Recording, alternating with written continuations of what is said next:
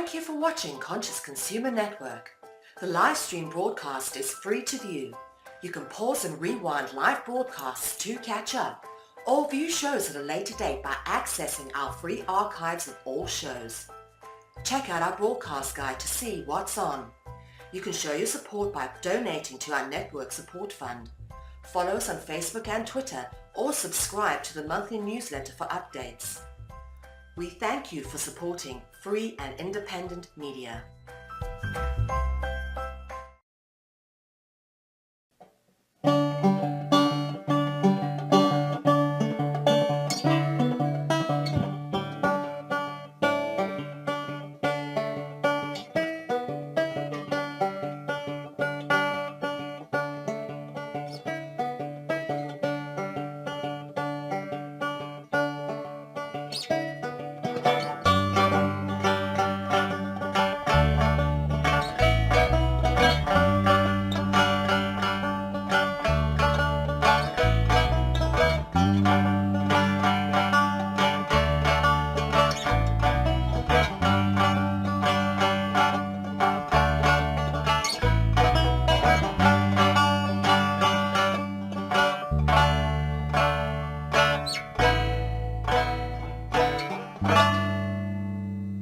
Put it this way, that for me, philosophy is fundamentally about our finite situation.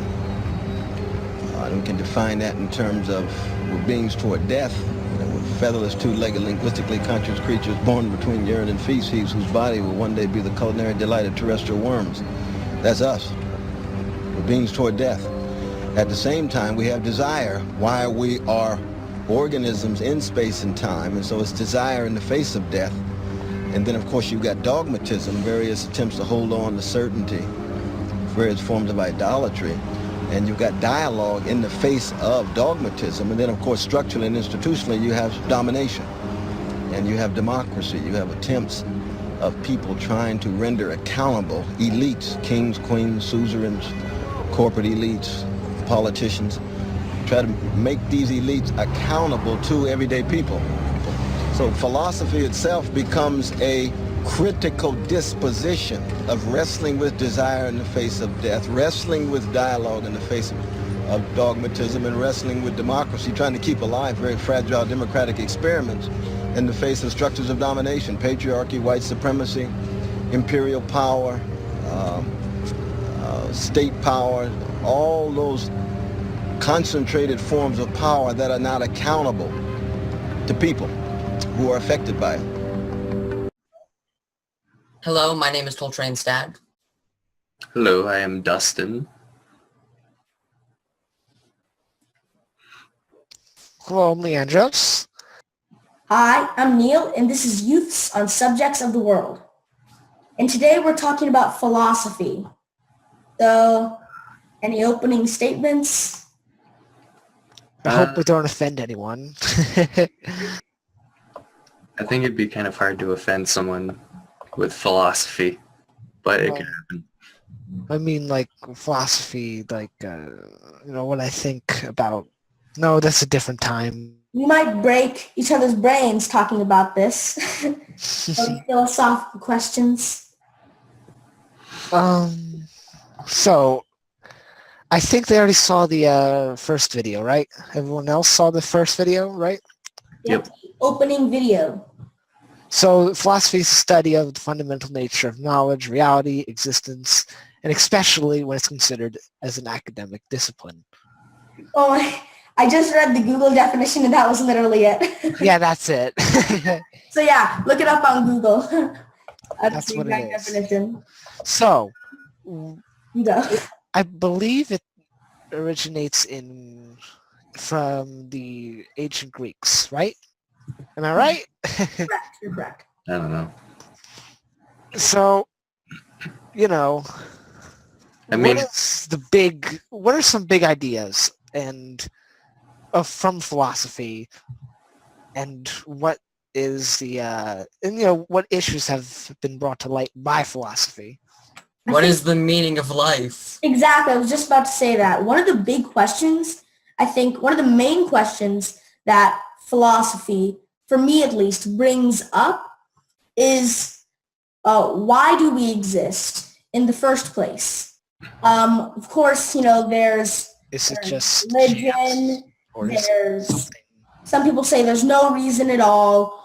And what I think to myself is is there a goal at the end? Is there a mission? Is there a quest or something at the end for humanity to solve? Or is my primitive brain, is it not capable of comprehending that there doesn't have to be a goal at the end? I think maybe the goal of life, just in like my opinion, is just kind of to be happy or do what you want. Yeah. Unless what you want is something bad. Otherwise it's fine. Why does life exist? All sorts of. Well, that's the big question that everyone thinks of. What about some other ones? Does destiny exist? Yeah, is there such a thing as destiny? Is something planned for us? Do we actually have a mission here? Not humanity as a whole, but ourselves. Were we put here, or were we created, or maybe not created, for a reason? I don't know if this applies, but is there life out there? I suppose the scientific Most likely, question. unless it's most Philosophy. likely the amount of planets that are habitable just in our galaxy alone, then in the universe, how big this is and how small we are, there has to be more life. When I find myself I ask myself, what would life be like? When you see in media and in video games, all you see is everything has to replicate something here on Earth. You may think, no, I saw this one thing and they didn't replicate anything. They were all greenish, bluish, orangish, and they were all walked on 82 legs and had 300-400 eyes. But just, you have to widen your concept of what we think what we'd find on Earth and what's normal to us. Eyes alone. For me, if I saw alien life, now there is of course a theory that says, since we're all made, I don't remember the specifics of the theory, but it says that if there's alien life, we most likely look the same, due to habitable planets having, same conditions, different conditions. But who knows? Again, there could be no eyes. Heck, they could be a different color than our eyes can perceive. Nobody knows what is life to begin with. What if there's a form or a being that doesn't have our traditional definition of life? Yeah, like, is there a higher state of consciousness Is there a higher state? Yeah, exactly. Is there a higher state? than we Maybe already have? there's beings all around us that we have no idea about because they're just at a higher state of consciousness. We have absolutely no idea. And for me, that's the biggest thing philosophy is to me. I think we tend to, like, in the media and whatnot, we tend to view alien life as like tentacles or a bunch of arms or whatever, like some Very similar. unrealistic life form. But you think about how we've developed as humans, and our bodies are realistic because life forms adapt based on need. So we look how we need to be. And so aliens probably wouldn't look that much different than us or something on Earth. If they live in a planet similar to ours. But you have to understand, what we call habitable, we only have one definition of life. What if there's we were just talking about higher of consciousness. What about physical bodies? What if these beings have physical bodies that don't even need to live on an Earth-like planet in the Goldilocks zone of a solar system, not too hot, not too cold. They don't need an atmosphere. They don't need water. We don't know what these beings could need. The only reason life on Earth is so similar is because we all evolved in the same atmosphere. It's true. And Yeah, it's also like, sorry, continue. Oh, yeah. I was just gonna say it's almost like you can't even perceive what a higher consciousness would be because we're not there. Yeah. we're only where we are. Can't perceive Yeah, it. like And then expanding on that. there's a truly there's another truly like question that you think, is there a real definition to what is good and what is evil? Really? I mean, really, what is it? And Yeah. It's what we perceive it to be, because in our modern society, like things like murder, that's really bad, of Yeah. course, but it happens all the time in the animal kingdom with like animals and all that. yeah, what is So good and what is it's evil? kind of whatever we perceive it to be. Yeah. That's what I think. Well, humans have empathy. We have the ability to put ourselves in each other's shoes by not wanting something to happen to the other that we wouldn't want to happen to ourselves. But what if we're all one? What if we could be a dream? Nobody knows. And I think anybody who says they know or even they think they know is either just fooling themselves or just they have no A idea. secret lizard alien from another planet. Exactly. They're a secret lizard alien from another planet. I'm watching you, Obama. Thanks, Obama. All the elites are lizards. Yeah. You know, Trump, he's not going to build a wall to keep out Mexicans. He's going to build one to keep out the He's going to build non-lizard like people. a bubble around the Earth to keep out. Keep out all the other aliens, and then they're going to steal our Earth We go from philosophy to talk with their about secret aliens. Alright. lizard prowess. They'll corrupt us all. It's just so amazing how. So I had a revelation. I won't say live with myself, but I will.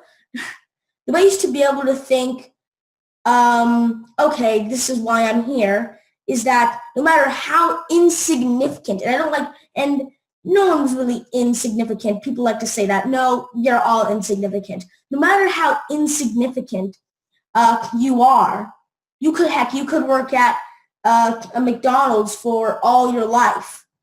And in my mind, I was like, well, you'll still contribute to everyday lives and people, maybe Yes. the economy as a whole. You still have an impact. Yeah, no you matter still what have an impact. That's how I used to think about it. But then I had a revelation. The revelation was I was just imagining this world where we expanded, and it all ended with AI. And I thought, well, what if AIs were governors of planets? And it was all of this, and people were genetically bred. People were genetically bred to, perfection, so they would never die. This and this and that and that. And then I just thought to myself, okay, we'd stay there. Maybe we die, but what's the point? Humanity has expanded to greatness. Humanity could rule the entire universe, no matter how many people say it's infinite. Just try to imagine infinity and us holding it in the palm of our hand and just saying, we can go anywhere. We are everywhere, and we have greatness. Nobody dies. Everybody has a life of luxury. But so what? If we go extinct, what changes? Nothing. The universe. Maybe there'll be some buildings left on the face of the universe. Or heck, we'll stay there forever. But what does it even matter? What does it matter if we're just there forever? What happens? What do we do? Well, if we can make everyone happy, then that seems like it'd be What really utopia. matters? What I think, like being immortal, it wouldn't be fun. And on the subject of what does it all matter in the grand scheme of things, really, everything and everybody has an impact, or at least they have their own gravity. They actually do have their own. Every object has its own gravity, and without it, something would be affected somewhere in the universe. But what does it matter? What if everything is affected in the universe? What if we can snap our fingers and we can move an asteroid? But what does it matter? What does it mean? Is there a goal? Or again, as I said at the beginning of the episode, is my primitive mind, can it not comprehend a universe without a goal? Well, I think maybe the goal of the universe, I don't think there is one. I think maybe the universe is just a universe. It doesn't really have a point to be here. Like, the universe, who knows why it was made? Nobody does, or at least we think nobody does. And, I mean, like, so far, we don't think there's any point to the universe. It's just kind of there, and we're just kind of here. So as long as we're here, we might as well just enjoy it, and, I don't know, try to make the best out of this situation in the endless void. Yeah. Maybe sometime in the future we'll actually, who knows what time will bring, what new things may happen. You know, the future is the future, and it's a debate if time is just straight or if it's curving and splitting and all that. Are you talking about, like, the theory where time could be linear? Like, everything's already planned out. Or everything's going to happen, or it could or be... could we just be going on a linear path down, crossroad? That might not make much sense, but it's like a path. It's like we're on a linear path, but there's still crossroads that do happen in other universes. Another theory that's very similar to that is the many worlds theory, I think it's called. Correct me if I'm wrong, but so every decision we made creates an entirely new set of worlds or alternate timelines or universes where we made a different decision. Like right now, let's say I just wave. In another universe or timeline, instead of waving, I just gave like a thumbs up or something. Or I did nothing. And there's just infinite timelines being created, like a giant web, just sprawling outwards, forever growing infinitely. Yes. And we're just on one straight or one path of that web, with all the other paths happening at the same time. Yeah, suggested it. The Or at weird different thing times. about the multiverse is you have to think if there's an entire universe that's dedicated to each and every action that we could take, which, if there is such a thing as the soul, sorry, hold on. If there is such a thing as the soul, which I believe there is, does the soul occupy only one of the timelines, or does it occupy all of them?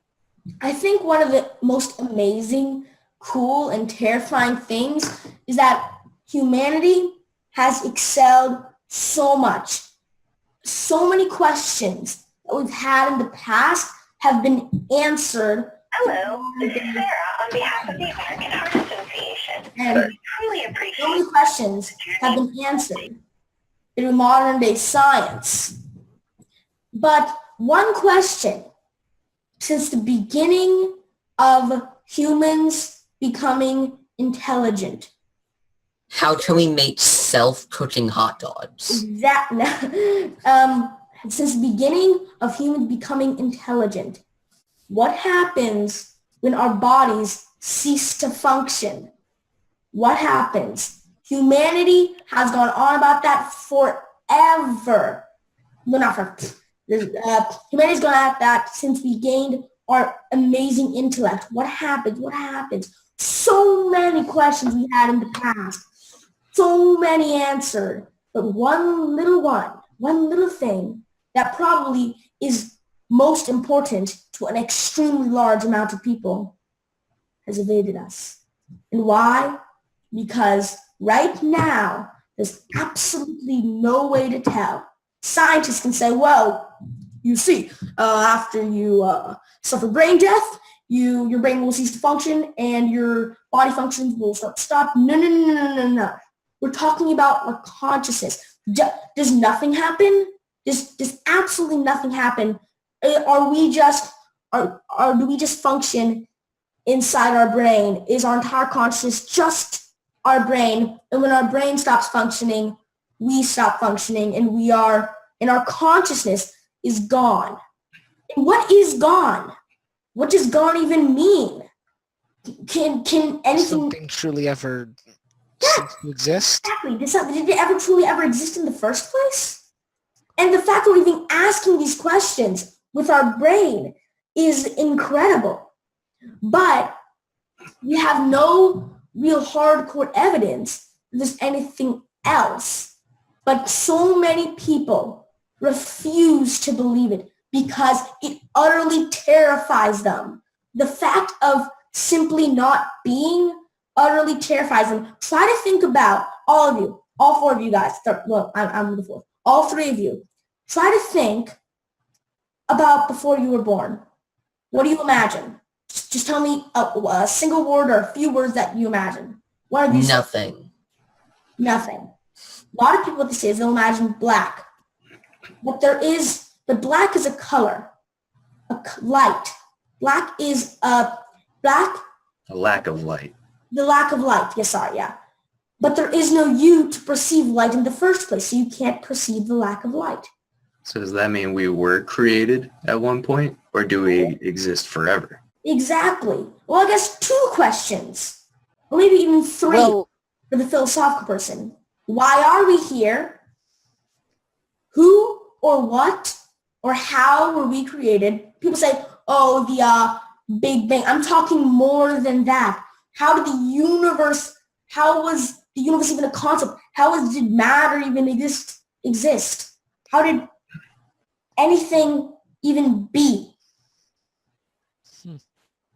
Like what was before the Big Bang type of thing? Exactly. That's the Like- question. You can't have something from nothing, something only comes from something else. So when did that something start? Or again, you guys just said time, it doesn't exist. Our primitive minds, because everybody can say, oh, I can imagine. You see, time doesn't actually exist. But try not to read an article. Forget everything you've read. Forget all the studies you've done, okay? time's just a concept that we made up. Clear that from your mind. Clear that from your mind. And just think. Try to imagine what no time is like. You can imagine, just try to imagine that. Can you be honest with me?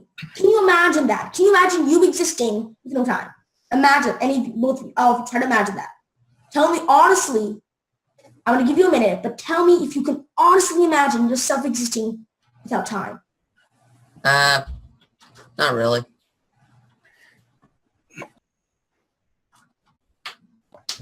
I think that time is relative, obviously, and it's a measurement of change.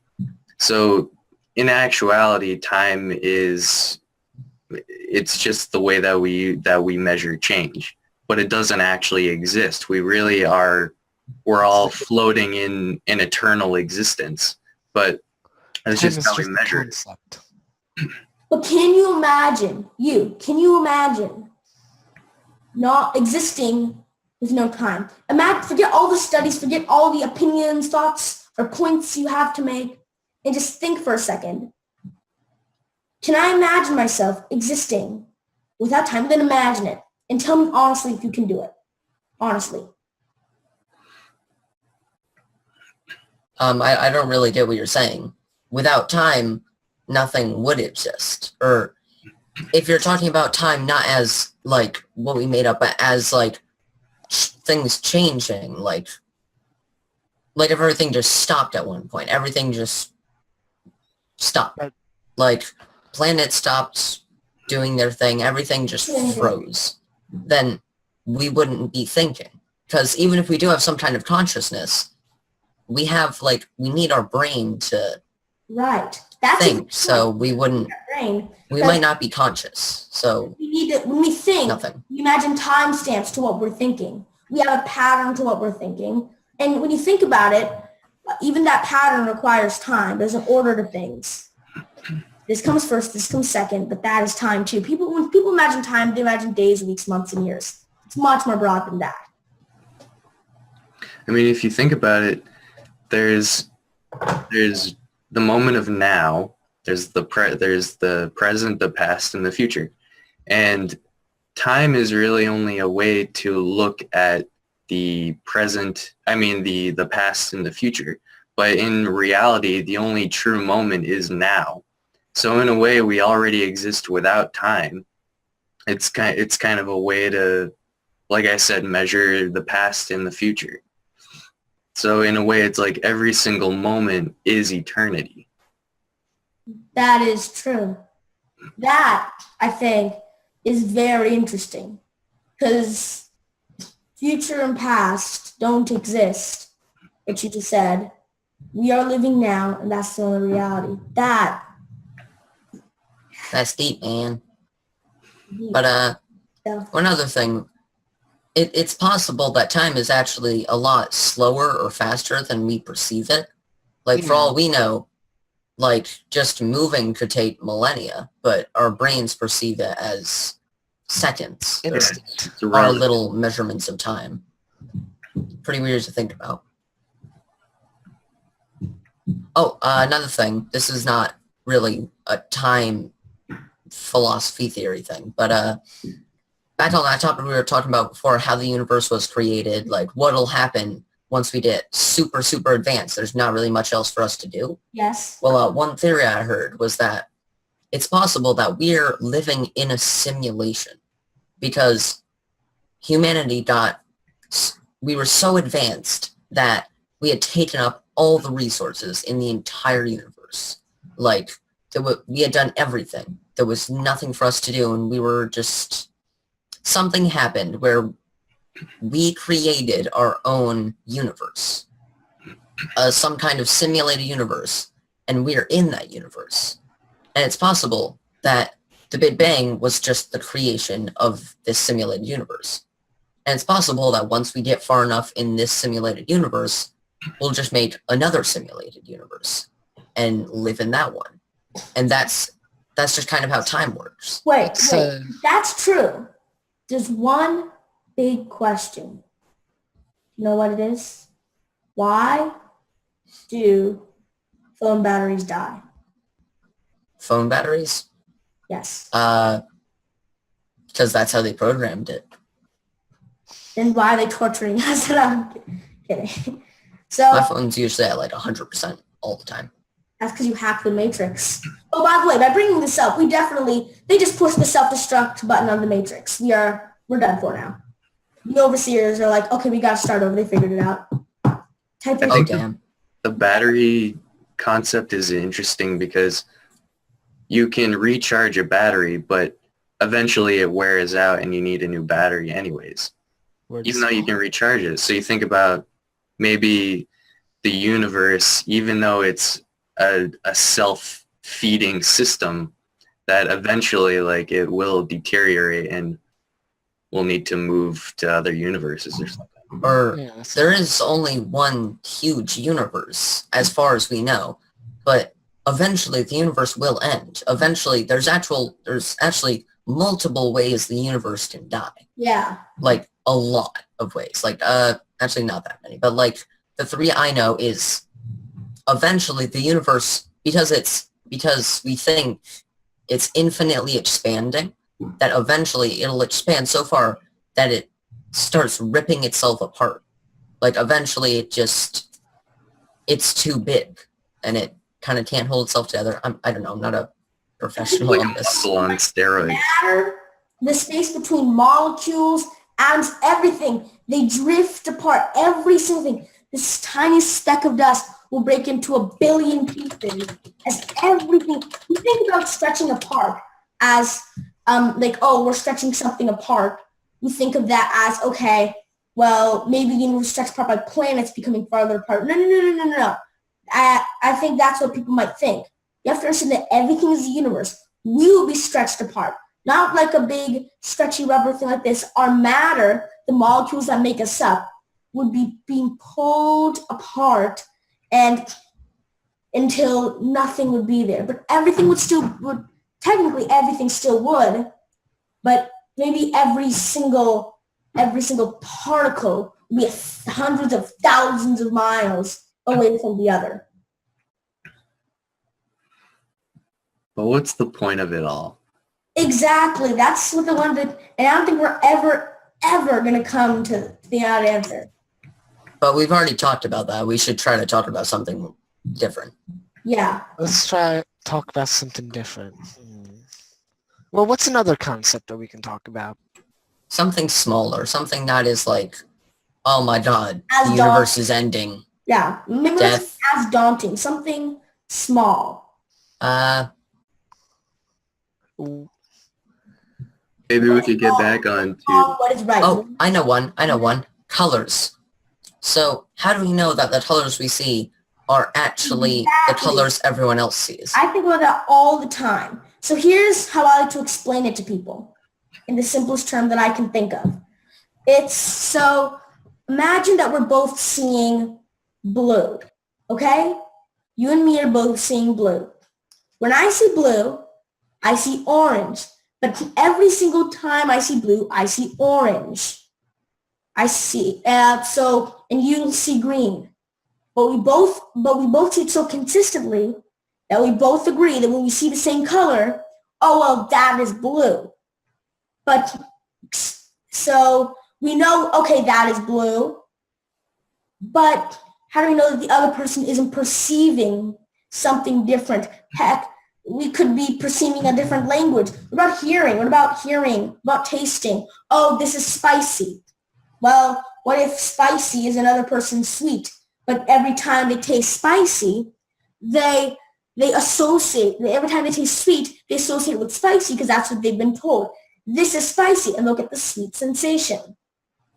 Nobody can ever, because in another way is like try to describe blue to somebody. You can't describe blue. Oh, well, blue. It's blue. It's blue. It's blue. Duh, it's blue. Are you stupid? So, like, when you're a baby, like, when you're looking at a color, everyone will say it's blue, but the color blue to someone else could be your orange. It's pretty weird. Forget that whole very limited thinking of blue could be orange, orange could be green. What if it's a new color? What if we all have a different, what if we can all see different colors? I don't think so, though, because our eyes can only see some colors. But what if Although chickens' eyes can see more colors than us, actually, which is weird. What if we could see, so let's say a green could be a color that we can't even perceive, but again, we all agree that it is green. Or it can be, every color could be something that nobody else can perceive. So let's say I saw gray, and there was some sort of brain transmitter thing that connects you to see my gray, and it's a color you've never ever seen before. I think it's like time, it's relative, but we can measure colors and tastes, flavors based on their wavelength. And I think Of course. we may experience all those things differently, but ultimately it's the same wavelength that we're experiencing, which may take it differently. Yes.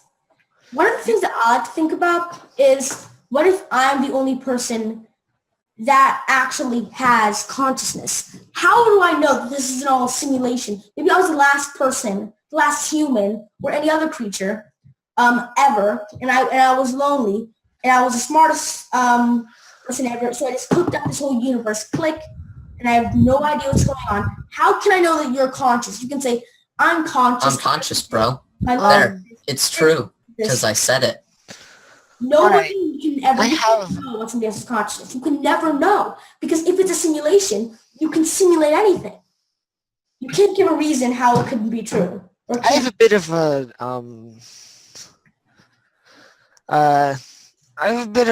a response to the, what color? Do we all see like the same color?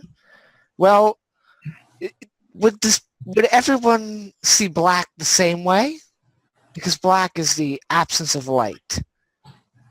It'd be kind of weird to see neon green while looking up at the sky. Yeah.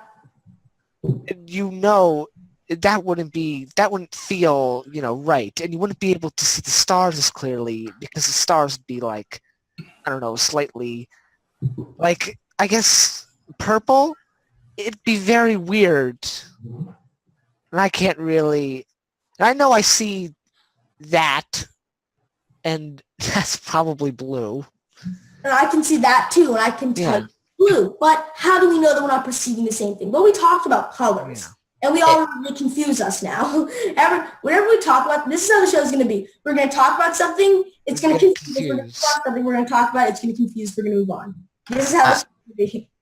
I wanted to say, it's also possible that we're not seeing completely different colors. It's also possible that We're we might just see slightly different colors. Like yeah. maybe your blue ball to me looks maybe a kind of darker than it I does to you, actually think that's or lighter, or and I think that whatever. might actually be true. Like I could see the sky as kind of a very, very, very light blue, even lighter than Yeah. someone else may see it. And I don't really think that's strange because I've always seen it that way. Oh, it's hard to see the stars sometimes, but it's always been like that, so it's normal. Yeah. That's So- probably the most realistic. Yeah, that's the So I want to go back to the whole, just for a different topic. So imagine, teleporters. Imagine if you were teleported and all of your, molecules were deconstructed, taken away, and somewhere else they're reconstructed. They were constructed out of, random things. You pop into existence, and there you are. You're exactly the same, right? But some may see, but that's only, what if you, before you jumped in that teleporter, if any of you have seen CGP Gray's video on Star Trek teleporters, I saw that. yeah, It's a cool video. it's very good. You know what I'm talking about. Is that actually really you? Is that you? Because, and it goes back to the whole soul thing versus is conscience just in our mind. Soul, consciousness, life essence. So life essence. Let's go with life essence. So what makes you, you? My thoughts, my memories, my desires, my values, my goals, my opinions. So that, is that just copied and pasted? Or and then what was me ceases to exist altogether? Or does your soul go and it travels to your body, but you know what? That's no fun. That's a simple explanation. We don't like simple explanations when we're debating philosophy. So I think that, or are we limited in the fact that our existence is our consciousness? So I think maybe you will agree or not agree, but I think most people will agree. If a clone of me is made, and I disappear, that clone won't be me. It'll be a copy, but it won't be me. But what if it is you? What if what makes you you is simply the presence of those thoughts, memories, values of that matter? Because every once in a while, I don't know how long it is, every cell in your body changes. In that case, and if you believe in the fact that if I change, then I'm not, if all of me changes and it's a copy, then I'm not really me. But in that case, say goodbye to yourself in a little while. So just rest in peace, all of you. One of us could be dying very soon, and then a clone is made. Do you understand? I may not understand the concept. Every cell in our body is replaced. So if anybody's confused, has anybody heard of the ship of Theseus? I think is how it's called. Paradox? Anybody familiar with that? Paradox? Mm. Okay, I'll explain it. So imagine there's a ship, okay? And every 5 years, a plank is replaced, okay? Is that the same ship? That's the same ship. One plank was replaced. You just replaced it. I'd say it's roughly the same ship. It may roughly be the same made ship. of different pieces, but it's still the same So what if design. eventually, after hundreds of years, let's say you only change the plank every once in a while, in hundreds and hundreds of years, it takes, and finally the last plank is replaced. Is that still the same ship? I'd say yes. Okay. Now, what if you take all the planks that you replaced and build them into another ship? Which one is the ship? I'd say the first one that had all its planks replaced, personally, because even though it had its planks even though all of it has been taken away and replaced, that one still was first. It was there first. Its design was created there first. I think an interesting thing is people who answer like that is it's whatever we perceive it to be. There is no this is a phone. There is no this is a phone. It's what we perceive it to be. It's what we agree on it. So this is the ship. We agree this is the ship. Maybe everything is just what we agree on. I agree this is me. I agree the clone is me if I was to dissipate. Maybe everything is just what we agree on. Again, back to the puzzle. We agree that this is a shade of green. We agree that this shirt is black. Your wall looks kind of white to me. Well, Although it's just your camera, I think. Oh, yeah. Well, Whitish green. yeah. Or maybe you perceive all green as white, and we just found a glitch in the matrix. My walls, though, are very yellow. Like, I can tell they're that. not just as yellow as...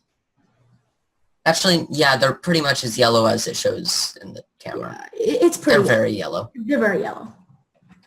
I think with the ship concept, it's similar with all matter. Our bodies do that too. They shed the cells and grow new cells, and then I forget like how many years, and we're pretty much a completely different person, but we're still us. And I think as far as matter goes, it doesn't mean anything. Like, yeah, the ship it's what we call it. Like, that's the same ship, but it's got, a mix of different parts from everywhere. So it's like, what makes, are we different? Are we more than matter? If we're teleported, all of our atoms are disassembled and then reassembled. Did we just die and we were reformed?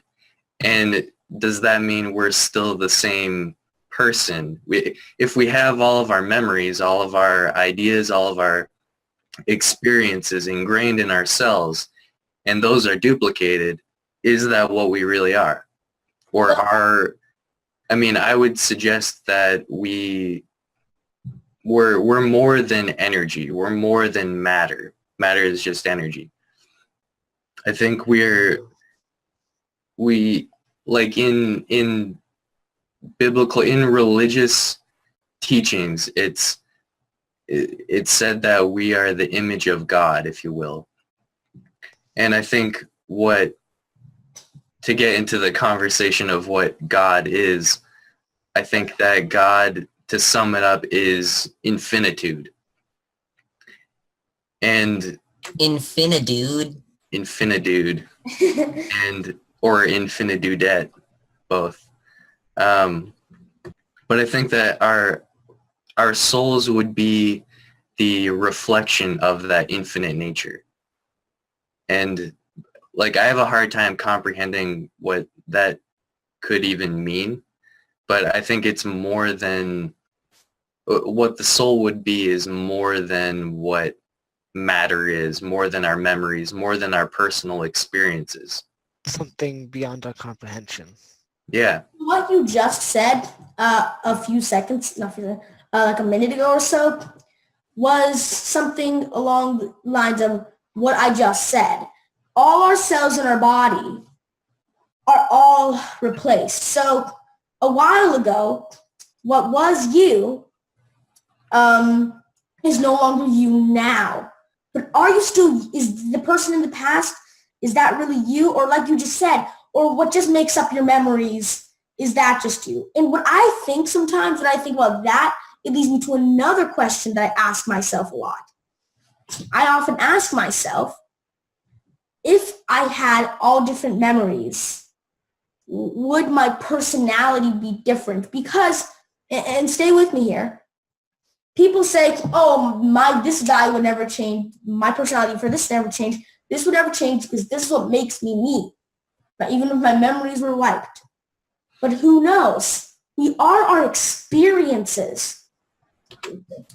You know, I heard this story where this one guy who lost his memory, he had amnesia, lost most of his memories, and he had a wife, and eventually there's some stuff that happens, and eventually he finds his wife again, and because he lost all his memories, he was almost completely different. Like, things that he used to like foods, he now didn't like, and things he used to hate, like foods he used to hate, he now really liked.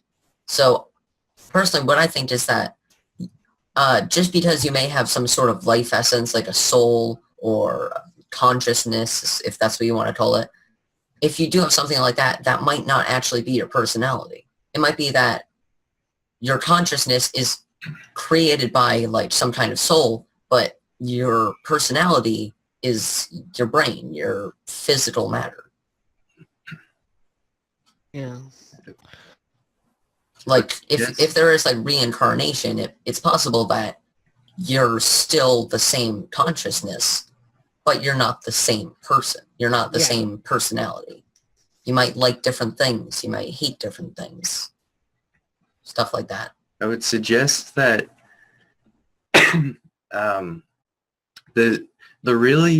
the only true differences between all of us, like all human beings, is that we're all at a different point in our evolution, if you will, like our spiritual evolution.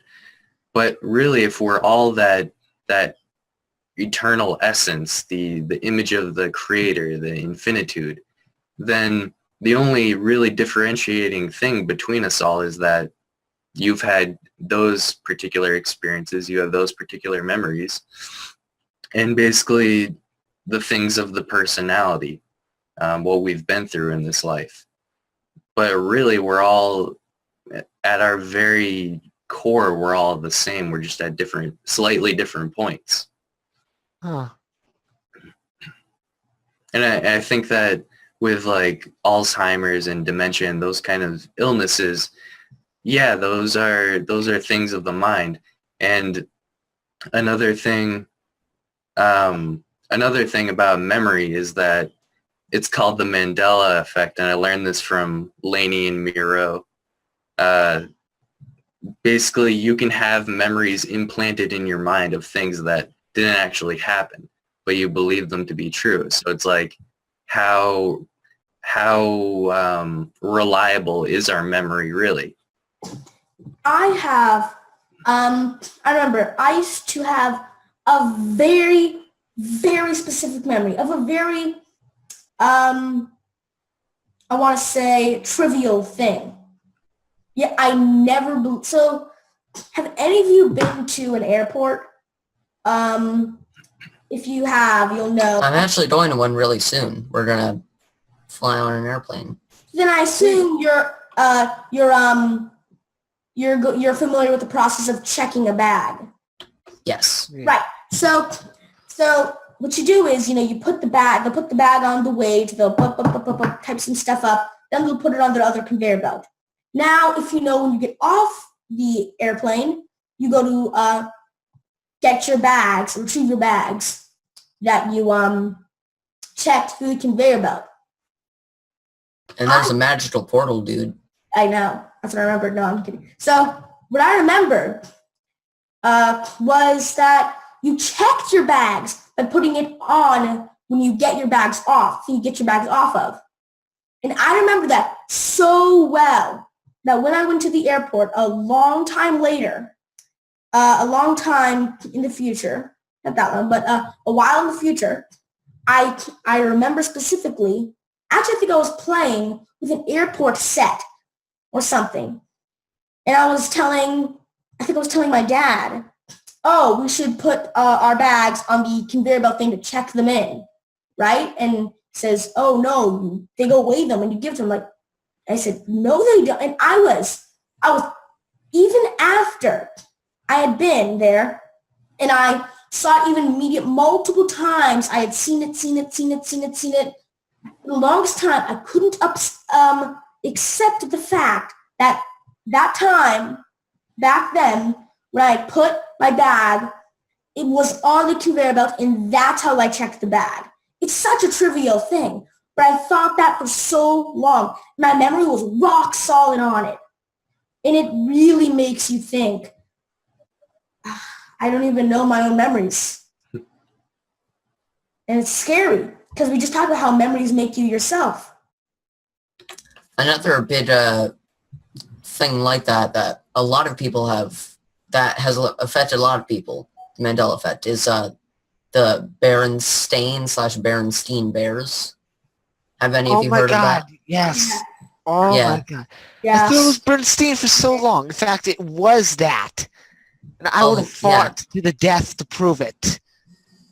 So this kind of ties into the multiverse theory as well, the Mandela effect. So a lot of people remember the Berenstein Bears being the Berenstein Bears, but it turns out they're the Berenstain Bears. In all the books that have ever been made or whatever, they're all the Berenstain. In the TV show, they're pronounced Berenstain.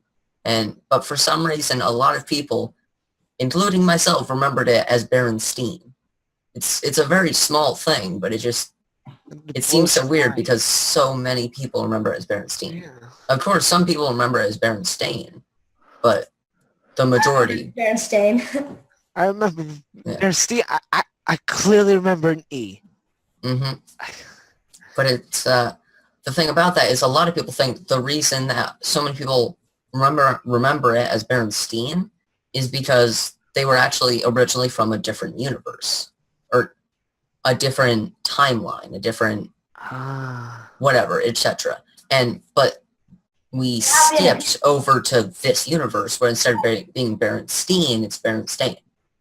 Because who knows? Maybe in without those multiple timeline theories, maybe just one little thing changed and it created a whole nother timeline or universe, and then we skipped over by some huge matrix glitch. Glitch in the Matrix, guys. Confirmed. Illuminati confirmed. Oh yeah. Somebody pressed the wrong button. Was it spelt differently, or was it the same spelling the whole time and we just pronounced it differently? Well, in this universe, it's always been Berenstain. And I'm pretty sure that the Berenstain family actually changed their name from Berenstein to Berenstain when they came to America, I'm pretty sure. I don't know. That's probably woefully wrong. Don't quote me on that. Remember Berenstein? Is that what you said? I remember Berenstein. My dad remembered Berenstain. I think my mom remembered Berenstein. I'm not sure about my brother. It's weird. You're Very, from very the weird. universe. Get out of this one. You're not welcome here. Mean. You're not welcome. Put up a time wall. So, any other weird multiverse theory craziness? Well, my brain hurts right now, so. Okay, let's talk about So we did a something good job. something smaller. Like maybe, what is the meaning of something? Whoa.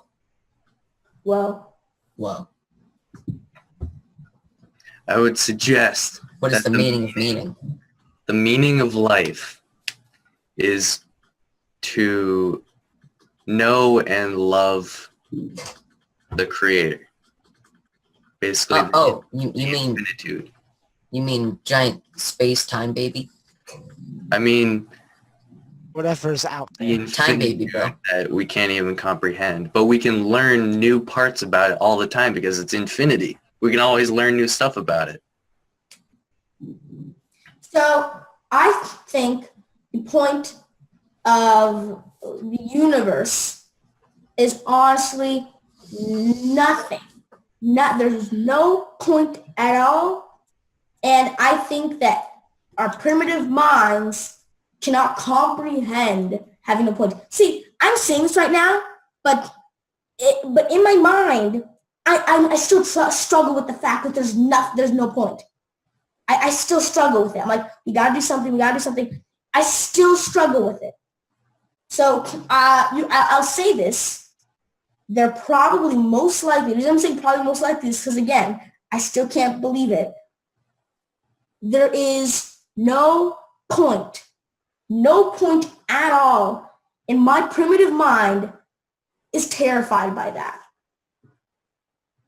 I have a far less that. I have more of a, it's up to interpretation. I feel like it's up to interpretation, and really it's up to the individual. And really, if you completed the point, what then? What would happen? Would you win? Would you get a sign appearing in front of your face saying you win, or would nothing happen? Would everything just end? Would it just keep going as normal? Oh boy, I got my certificate of I found out what the meaning of life is. Yeah. Completing it. I got a grant of 100 bajillion space quadrillions. Yeah.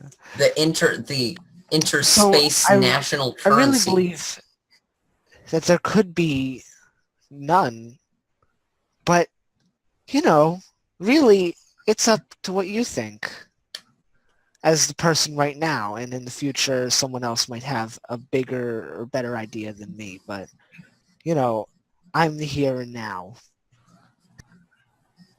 I think that because we have the ability to formulate a meaning, gives us a meaning in a way. Huh. Because you think about it, in animals, everything else in nature is stupid.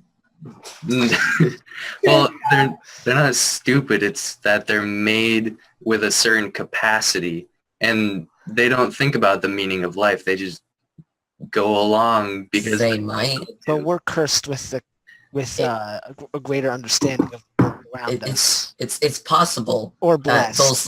those cute little otters lying on their backs in water doing cute little tricks. It's possible that the whole time they're just thinking, what is my purpose? What am I doing on this plane of existence? And those Well, stupid- after Like a little otter After- sitting on one of those little chairs, like in a psychiatrist's office. Like, I'm sorry, doc. I don't know what the meaning of my life is. who knows? I don't know what to do. Maybe bugs have the same level of consciousness as us, and we just can't find out how or why. And they look at us and they say, stupid humans, building their buildings. There's so many of us, we'll take over the world. Oh yeah, once they accidentally or not accidentally nuke each other, us cockroaches will take over the world. Gigantic, Cockroaches many-legged creatures Didn't of we death. breaking a little bit. make the world leaders, making holographic machines to simulate the world leaders to be able to, okay, nukes have been launched, we're ready to go. Right now they're building up the nuclear arsenal. So the cockroaches are coming, folks. Uh-oh. We just learned the cockroaches of our plans. That's a beauty of philosophy. Who has the stupidest questions or the most awesome? And probably all going to come to the same answer. I have no idea. So I guess we're going to go to break in a minute. Yeah. Does anyone have anything else to say for the moment? Stick around. What is a break? What is a break? What is a... So stick Mind around blown. after the break. The more you know. Watch Will Smith say some cool stuff. Then watch us say some less Cooler stuff. cool. Yeah, 'Cause I We're meant better than Will Smith. better than Will Smith. See you after the Mhm. break. All right.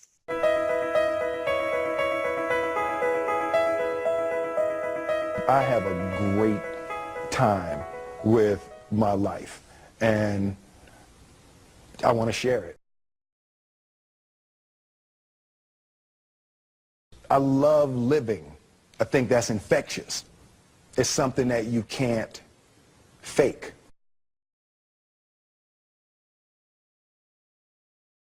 Greatness is not this wonderful, esoteric, elusive, God-like feature that only the special among us will ever taste. You know, it's something that truly exists in all of us. It's very simple. This is what I believe, and I'm willing to die for it. Yeah. Period. It's that simple. I know who I am, and I know what I believe. I know who I am, I know what I believe. That's all I need to know. And that's all I need to know. So from there, you do what you need to do. Yeah. You know, and I think what happens is we make the situation more complex than it has to be. Because we're looking for complexity. There's got to be Absolutely. something complex to understand. It Right? can't be that easy. You know. We didn't grow up with the sense that where we were was where we were going to be.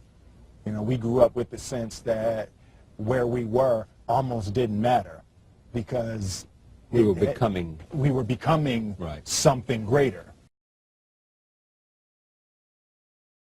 The separation of talent and skill is one of the greatest misunderstood concepts for people who are trying to excel, who have dreams, that want to do things. Talent you have naturally. Skill is only developed by hours and hours and hours of beating on your craft. I've never really viewed myself as particularly talented. Where I excel is ridiculous, sickening work ethic. You know, while the other guy's sleeping, I'm working. While the other guy's eating, I'm working. There's no easy way around it. No matter how talented you are, your talent is going to fail you if you're not skilled. You know, if you don't study, if you don't work really hard and dedicate yourself to being better every single day, you'll never be able to communicate with people, with your artistry, the way that you want. So the only thing that I see that is distinctly different about me is I'm not afraid to die on a treadmill. You might have more talent than me, you might be smarter than me, but if we get on the treadmill together, right, there's two things. You're getting off first, or I'm going to die. It's really that simple. One summer, his dad tore down a brick wall on the front of his business and told 12-year-old Will and his 9-year-old brother to rebuild it, a job they said was impossible. It took them a year and a half, but they did it. And he said, now don't you ever tell me it's something that you can't do. You don't try to build a wall. You don't set out to build a wall. You don't say, I'm going to build the biggest, baddest, greatest wall that's ever been built. You don't start there. You say, I'm going to lay this brick as perfectly as a brick can be laid. And you do that every single day. And soon you have a wall. And soon you have a wall.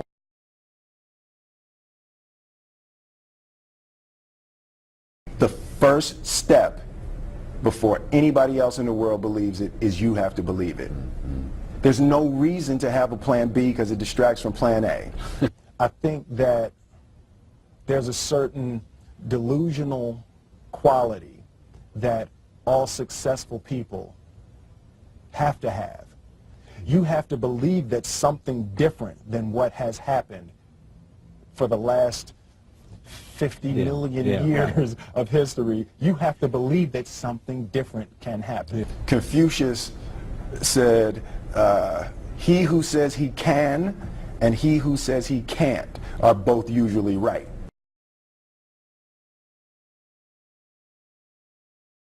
Being realistic is the most commonly traveled road to mediocrity. Why would you be realistic? What's the point of being realistic? Just put up a barrier. Yeah, I'm going to do it. It's done. It's already done. The second I decide it's done, it's already done. So now we just got to wait for y'all to see. It's unrealistic to walk in a room and flip a switch and lights come on. That's unrealistic. Fortunately, Edison didn't think so. It's unrealistic to think you're going to bend a piece of metal and fly people over an ocean in that metal. That's unrealistic. But fortunately, the Wright brothers and others didn't believe that. And it just seems like such a ridiculous idea to me to embrace the idea that it's not going to happen. That's not real for that to happen. As soon as you say it, now you just made that real. There's a redemptive power that making a choice has, you know, rather than feeling like you're at effect to all the things that are happening. Make a choice, right? You just decide what it's going to be, who you're going to be, how you're going to do it. Just decide. And then from that point, the universe is going to get out your way. It's like it's water. It wants to move and go around stuff. You know, there's a flow of the universe that I've grown to know just how to go with it. I realize that to have the level of success that I want to have, it's difficult to spread it out and do multiple things. It takes such a desperate, obsessive focus. You really got to focus with all of your fiber and all of your heart and all of your creativity. Don't ever let somebody tell you you can't do something. You got a dream, you got to protect it. People can't do something themselves. They want to tell you you can't do it. You want something, go get it. Period.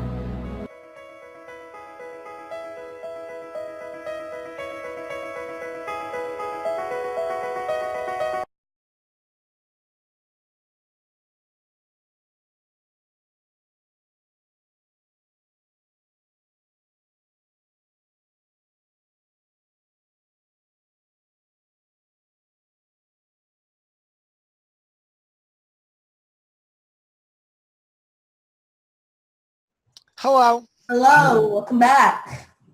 What's up? So we're gonna talk. Okay, so what we're talking about three things, right? Eugenics, what is really good and evil, and what is the difference in between creativity and insanity. So yeah. Why doesn't someone say what eugenics is first? Eugenics is it's like the study or the question of, can we make superior humans? Like what makes a superior human? And you can go from like Nazis to more mild things like designer babies, maybe. So, a lot of people right off the bat get a bad vibe off of eugenics due to the fact, like you said, Nazis, and they think evil eugenics. But I believe that eugenics, if humanity doesn't die out very soon, when I say soon, I mean hundreds or maybe not thousands or thousands of years. I think eugenics is eventually going to happen where we can genetically engineer ourselves to survive longer, have better lives, this and that. And so right now, the reason we're living longer lives is because of modern medical science and washing your hands. And so cleanliness and modern medical science, correct me if I'm wrong, are the two main reasons we're living longer. It used to be you would get the common cold and you could die, right? Smallpox. Yeah. Other things like that. Things like your heart could stop beating, and they could get it start beating. They could have it start beating again, just like that. So we have cleanliness too to prevent diseases from spreading. Like, let's talk about cholera for a second. One of the biggest and most important people to talk about modern medical science. Oh my gosh, look at this, modern medical science, it's so great. Wow, wow, wow, wow. But one of the greatest things is a toilet. A toilet is one of the greatest things we have. Because it allows us to... Or not really the toilet, but a way to dispose of our waste in a sanitary way. In a sanitary way, correct. Semi-sanitary. What used to happen was we dump waste in rivers where we drink from. Or in the streets. Or in the streets. Because why not? And we get cholera. Sanitary. So now we have modern day sanitation, which safely disposes of our waste in a very clean way. and we're all out, and we can all live happier and longer lives without having to worry about dying or your children dying very soon. Because you know how it used to be in the old days, you could have 5 children and only like 2 would survive past the toddler stage. It was insane. Nowadays, if you have that many kids, that's going to be a handful. Yeah. And you might die from insanity. Possibly. And do you guys have anything else to say about the topic of designer baby thingamabobs? So eugenics as a whole, I believe, will be a good thing that will benefit humanity in the future.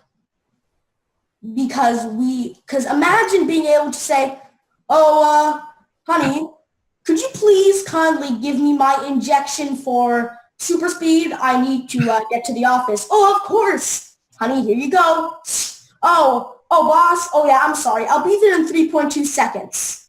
But won't your skin, won't the pressure and G-force on your body, won't that kill you? No, because we'll have superhuman everything. So, yeah, boom. We're into the office in 3 seconds. So, obviously, that's an exaggeration. But imagine how cool that is. We could never die. But if we never die, that could be a problem there as well. Because our minds, I don't think we're able to, I don't know if we're able to sustain living forever. Honey, please back up my mind to the cloud. I'm feeling I'm feeling a little old. Yes, please back up my mind to 22 years old. Let's go have some fun tonight.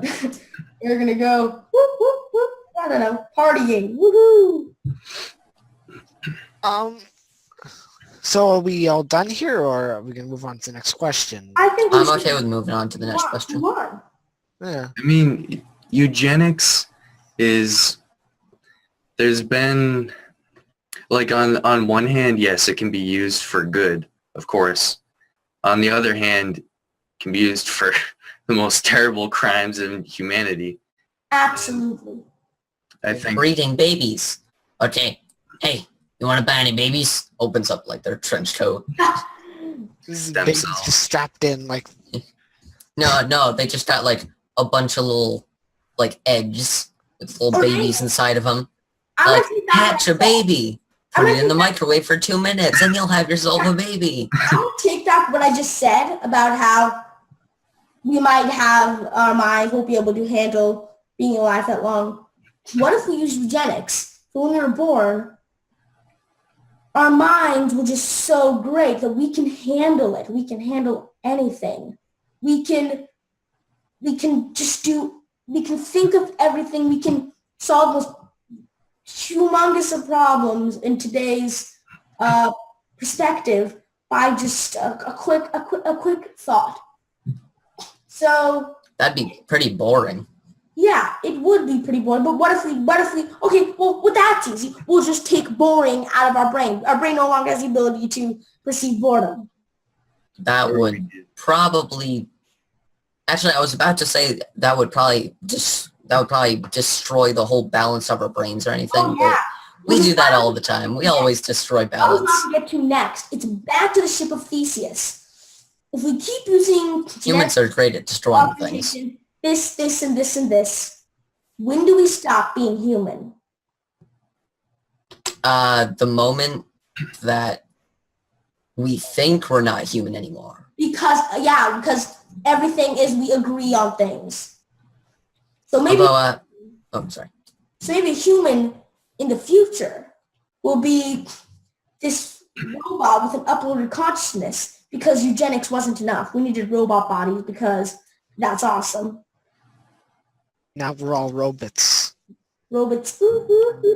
Maybe we're already robots, but we want to be humans. So maybe our skulls, our entire body, the robotic bodies. But when they're attacked or something, it's like, oh, quickly put on human camouflage. Now we look like humans. You're muted there. Oh yeah. I saw that. But actually, what I think is that there aren't robots among us like hiding or anything like that. I don't think that'll ever happen. The lizard people, on the other hand. Says the robot. No, the robot lizard people. Stop with Just your think about that. So are we done? Think about that. The robot lizard people are secretly among us. Oh no. And they disguise themselves as printers, water heaters, sinks, Kittens. maybe even computers. Okay, now we're getting into the difference between creativity and insanity. Maybe, That's actually maybe. a great transition. Let's go there now. Transitions. Oh, transitions. So what's the difference? I just want to say I am obviously That's insanity. insane. I'm obviously insane. So I'm like on one side of that Robots little can't line. be insane, you liar. Robots can't be insane, you liar. I'm not a robot. You're a lizard person. I'm a lizard robot. All right, let's move on to. So the difference between creativity and insanity. Yes. Insanity is when you are going in a loop and you think you're doing something different, but you're really doing the same thing. Doing the same thing over and over, Expecting a expecting different different result. results. Yeah. I believe that's the definition of stupidity. Maybe they're the same thing. Stupidity and insanity could possibly be Yeah. related. What we see is at least how we perceive it. We perceive insanity as woo I'm a loony doo. But maybe it's this. I could be entirely wrong. Well, maybe somebody could look up the definition of insanity or stupidity. That'd be cool. But maybe stupidity is an isolated incident, and insanity is the entire. I'm gonna look it up actually right now. If you're sane enough to know that you are insane, are you really insane? I'd say so, but I'd say you're not very insane.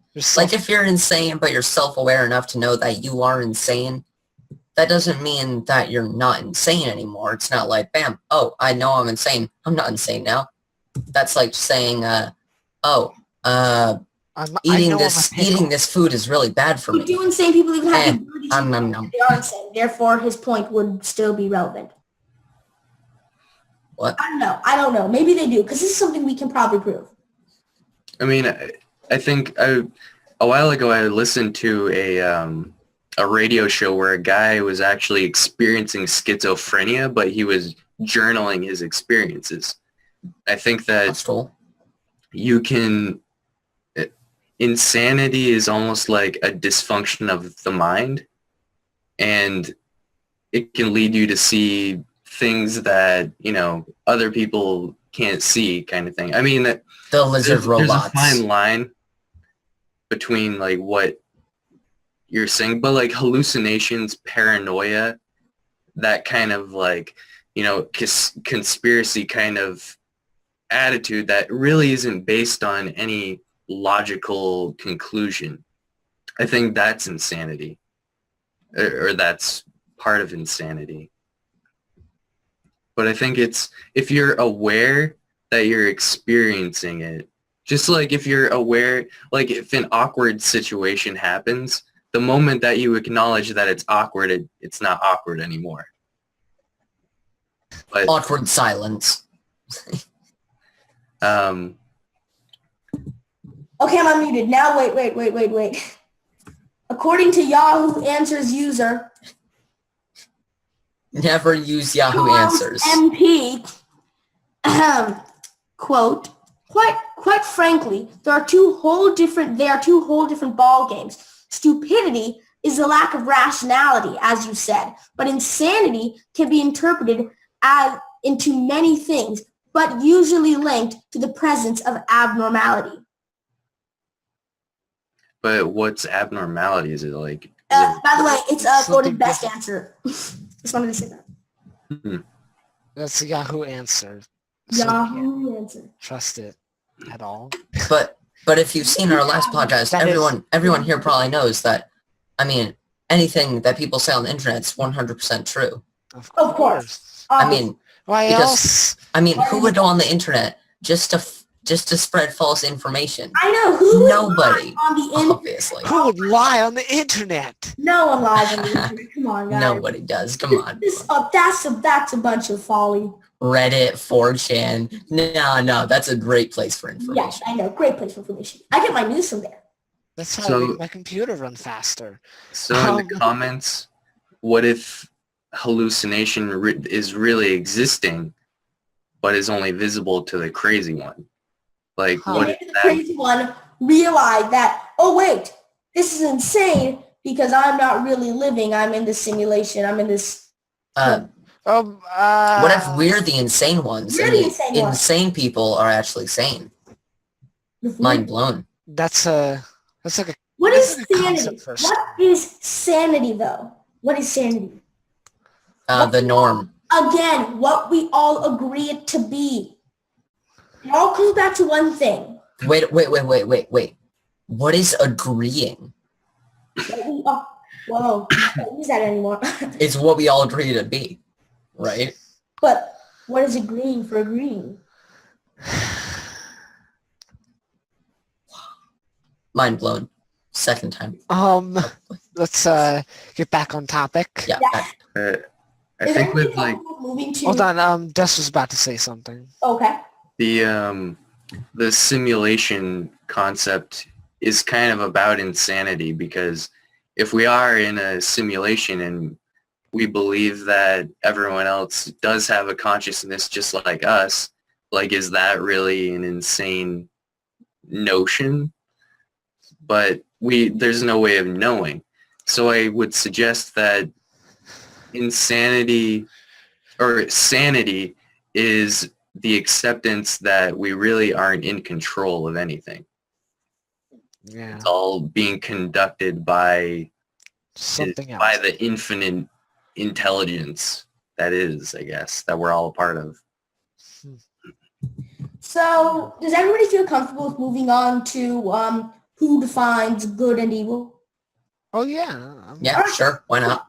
Who defines good and evil? Well, Me, obviously. of course, obviously. Center of the universe. Everything revolves around me. Yeah, so that's the answer. Let's move on to the next question. So I guess it goes back to the same thing. It's what we all agree on, what we all agree to perceive.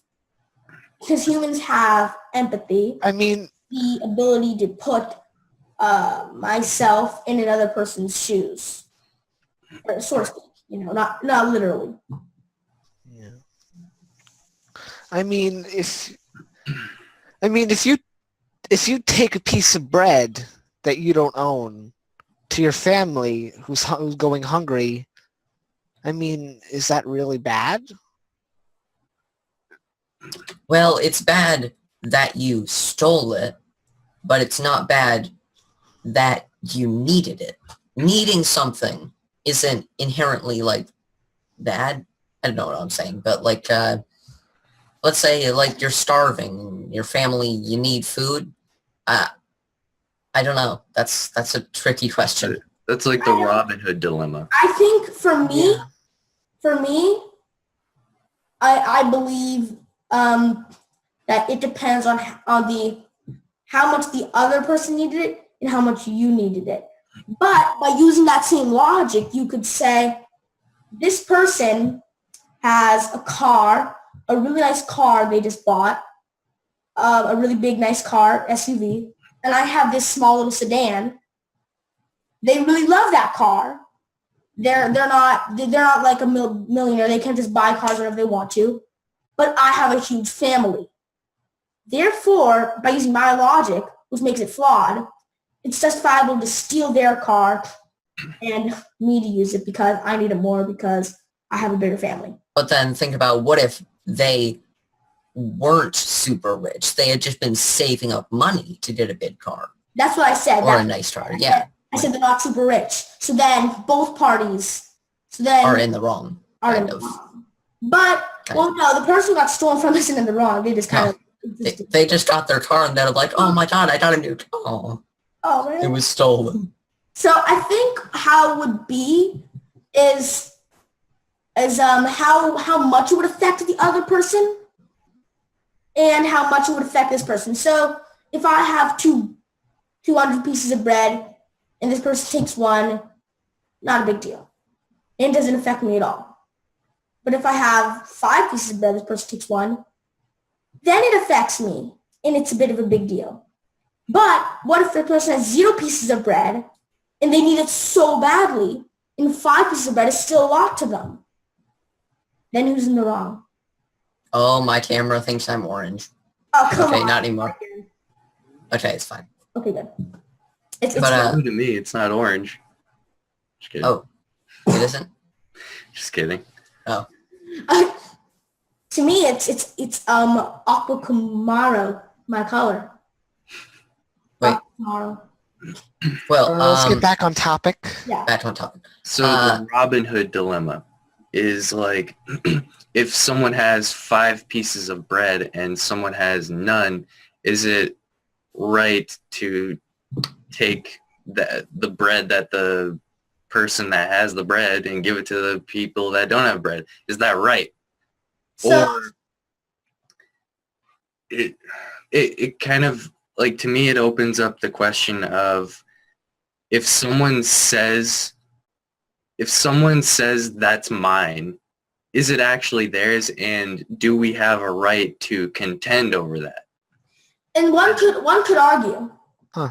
that one could definitely argue that just because I have so much, I worked for it. I worked for those 200 pieces of bread so hard. I just bought those pieces of bread. You shouldn't have any of them because they're mine.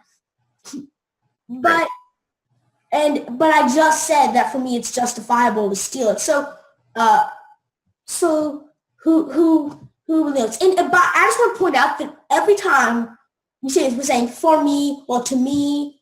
Again, it's who defines good or evil. It's you. You define it. And it's what we agree on. But how would we deal with a situation like that in court? In court, in nowadays, realistically, if you stole it, it's wrong. You're done. That's how it works right now. And is that a just way of dealing with it, though? Yeah. Is it a just way of dealing with it? If the other people start and they have to start even more because they're paying off debt now. Well, the thing is, in a perfect world, nobody would need the bread so bad that they would have to steal it or whatever they're stealing to sustain themselves. In a perfect world, they wouldn't need to do that. So our system isn't inherently flawed. It's just kind of imbalanced. That it's not good for what's happening right now. Kind of. I am great with words. I know it sounds weird, but I think for me, it would be, I wouldn't want our justice system to change because somebody stole something from me just because they needed it more. I'd still be mad. But it wouldn't be such a big of a deal as like no. I think there's a difference between something being justifiable on a personal level and something can be justified in the justice system. I know it sounds weird because the justice system is defined by us. But morals, unfortunately, are different than how our justice system works. At least in the United States. I guess we're talking about the United States right here. On most justice systems around the world. So I don't know. Would any of you want the justice system to change where it's justifiable to steal from somebody just because they have 200 pieces of bread and they have those and they like them? Do you want a justice system that dismisses a court case because somebody stole 1 piece of bread because they really needed it? I don't think it should change just because of that. I think there's probably other reasons we should change it. But there are other reasons. There are very many other reasons why it should change. But for that reason alone, I don't think so. Like, yeah, if you got 200 pieces of bread and someone steals 1 piece of bread from you, Why would you bring them to court in the first place? Let's use a better example You- of the bread. Did Okay, you let's- just steal I feel like this one court of my pieces of bread? Gold. I was going to feed that piece of bread to I will my grandchildren, You see, I and they were going to love it. will sue you. I want $10 million for that one piece of bread. Let's use a better example, okay? I- Let's use a car. But How about a piece of art? Or gold. yeah, Gold, this- yeah, that's gold. money. This is How money. about Money is very simple. 12 McDonald's McDoubles? There. Let's just use money because money's very simple to wrap your mind around. So this somebody has $200, okay? And okay, I need to explain it again. Same analogy. No, because $1 you wouldn't take anybody to court for that either. So let's go with I don't know $2,000, and someone tried to steal $200 because they really needed it. Oh no. Let's go bigger. $5,000. Somebody has $5,000. And somebody steals $500 because they really need that money. 500? I mean, need is subjective in this case. What? Like, Let me explain the need then. They needed to feed their family. They needed to listen. They need to continue their existence. Or does it really matter like what they needed? Just that they actually needed it. It wasn't like oh, I really want this toy or whatever. It's They needed it I'm for going to life. die. Yeah, it's like that. Yes. Yeah. Then when you want justice to change, and what would the limit be on what percentage of the money could you steal and it would be fine? Well, I think something like that would, instead of going to court, maybe just try to talk it out with the person. It depends on the situation, most of all. Like, let's say someone steals from you, whatever, and you talk to them and they feel really bad and whatever, so on. Maybe you'll forgive them and be just like, don't do it again, yada yada. But Let's if say someone, they don't. Let's say they don't. Let's make it a bigger figure, okay? $10,000 somebody has, okay? And somebody needs, I already explained how we're going to define need in this conversation, $5,000. So they take half of that money. That's a huge portion. But the other person could still live their life of luxury with that $5,000.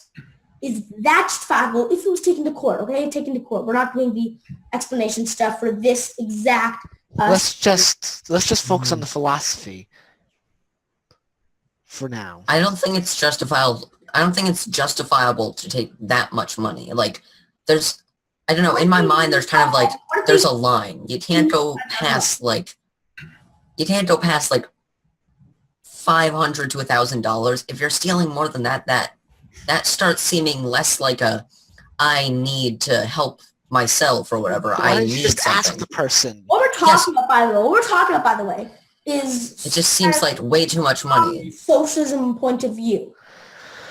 I think we're getting caught up in numbers. Yeah. And we need to focus on what, like, is it right or wrong to... Yeah, is it right or wrong? Big, huge answer right there. It depends. It depends. To me, it depends. I think that while we don't have the right to steal from another human being, but we do have the right to go around, and if we're lacking something that we need, we go around and we collect other people that are going through the same thing, and we're like, you know what, if there is an equal distribution of resources, then we're shutting you down because we have numbers, and you're just, you know, a small percentage that has most of the resources.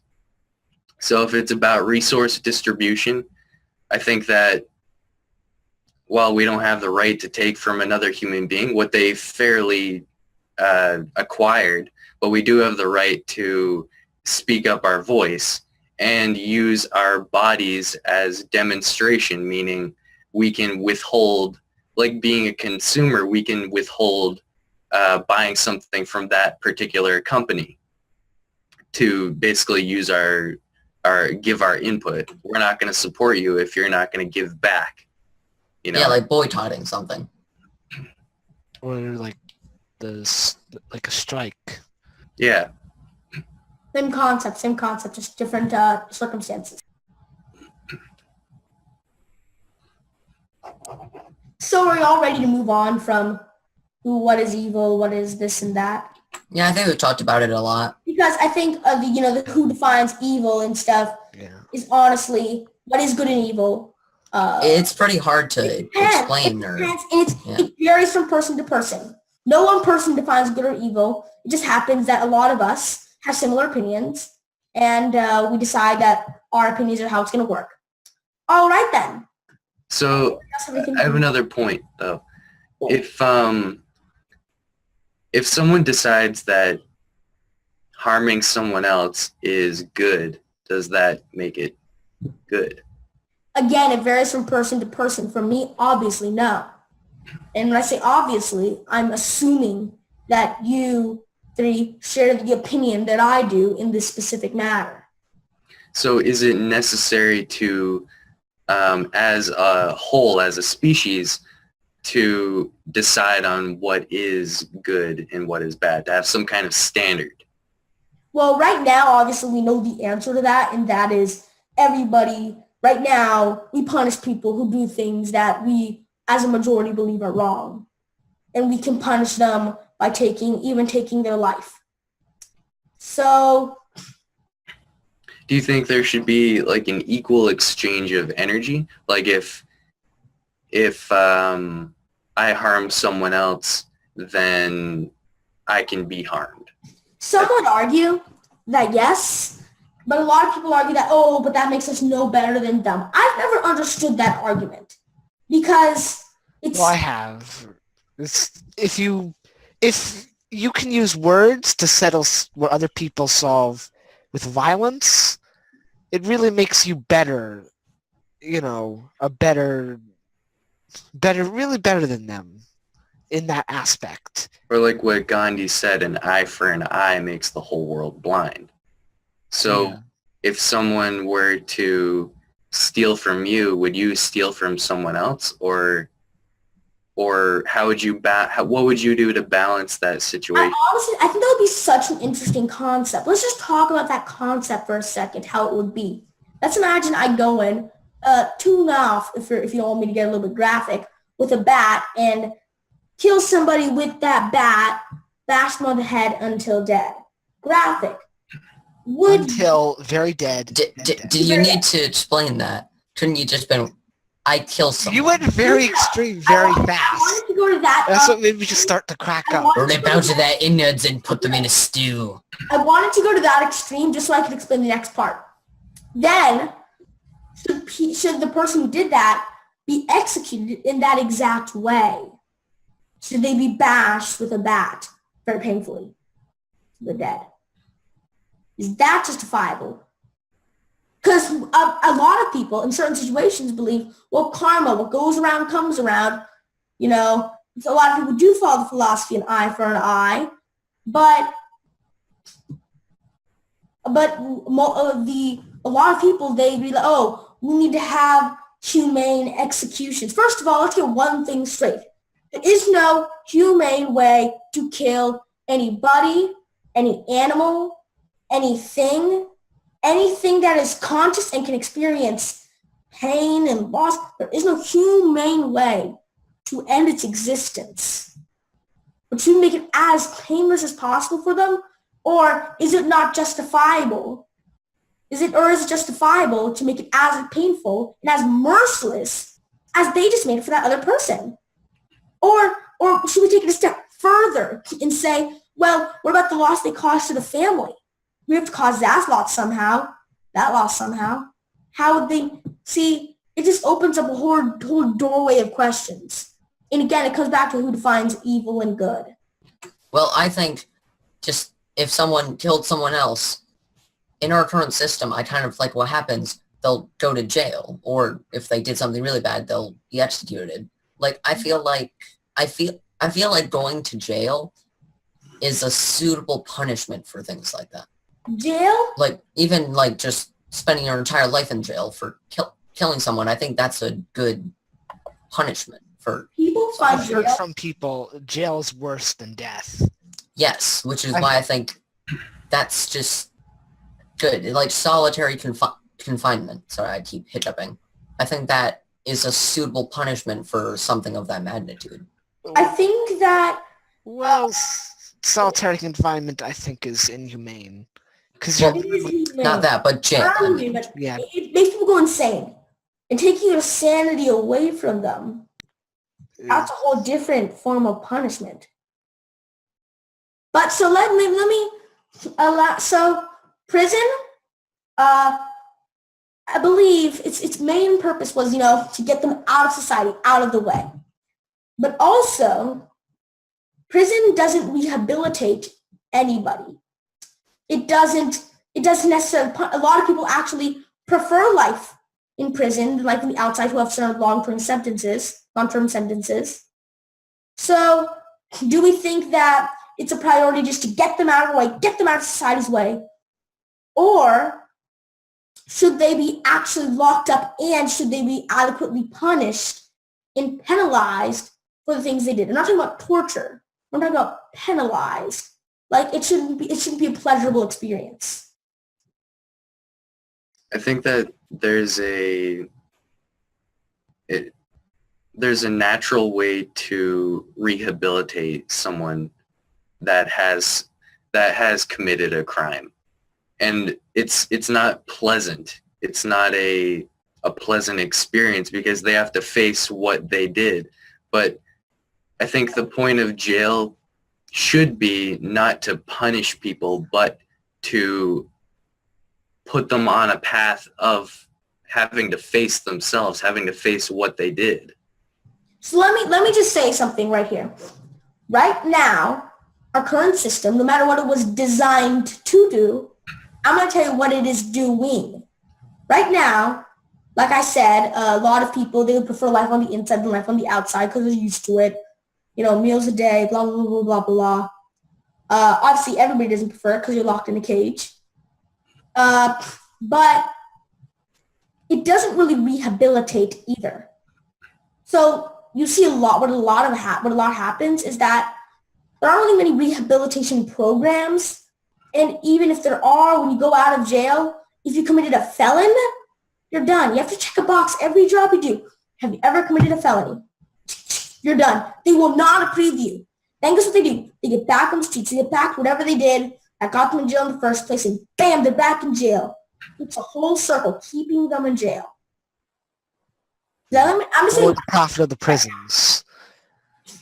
For the profit of the prisons, that's a huge problem now, too. That's what's happening right now, yeah. Maybe there should be like actual like jails for people who did really bad things, and then for people who just did small things but still deserve some time away from society, like rehabilitation jail things. Are those a thing? Well, there are rehabilitation programs, aren't as many as there definitely should be, but rehabilitation doesn't matter if you can't get a job. You need a job, and some people even are rehabilitated. A lot of times you are rehabilitated by just being in jail because you have to pass a parole. So, but yet there should be rehabilitation programs, but the biggest thing is we need to get rid of the box that says, have you ever been convicted of a felon? Because that prevents, that they serve their time, so what the hell's the point? Yeah. All right, let's move on because for another philosophical question, because I think we've beaten this one to death.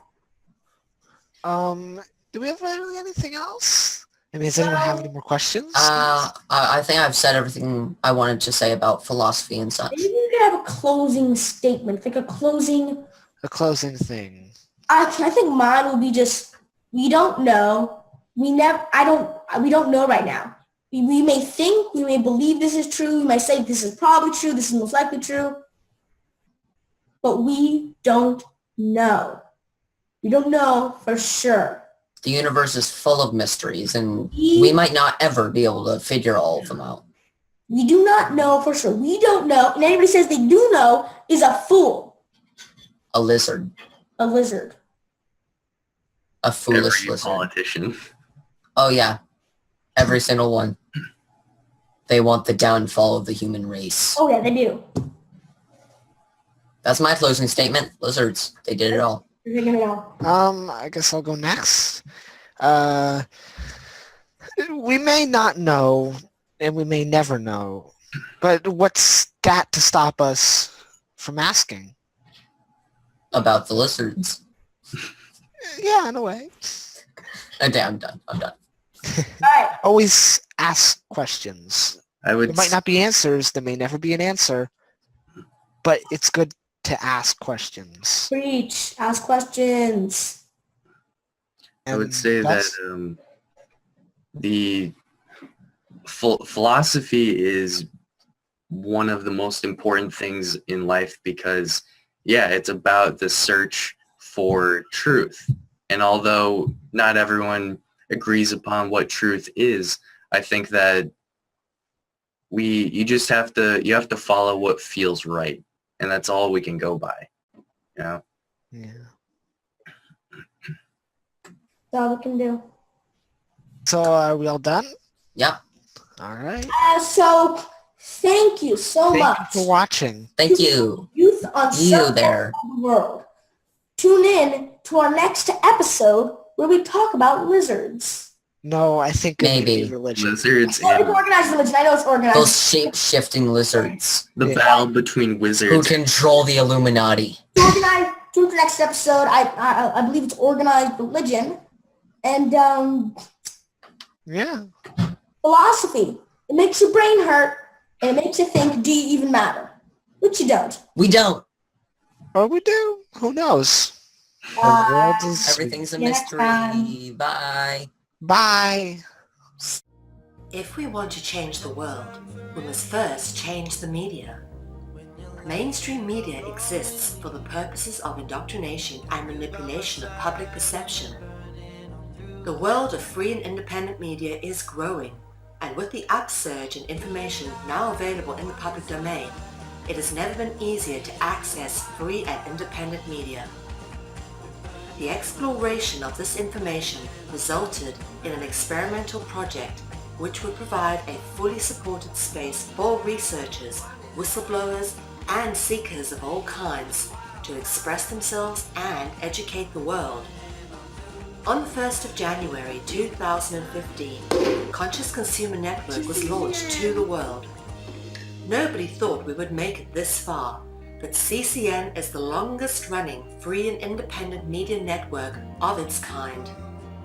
CCN is a unique collaboration of hearts and souls, bringing you information from different perspectives to educate and inform. Since we started CCN, we have had only one desire, the pursuit of a free, fair, just, sustainable world, and this has not changed. Having overcome many challenges over the last 2 years, CCN is here to stay, and we've got great things lined up for 2017. Help keep CCN on the air by supporting the 2017 Network Support Fund.